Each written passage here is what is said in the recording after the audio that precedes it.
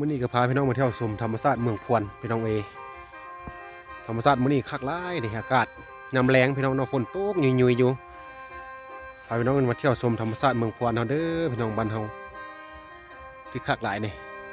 อากาศเนาะอากาศถือว่าคักมื้อนี้แต่ว่าฝนยังตกตลอดพี่น้อง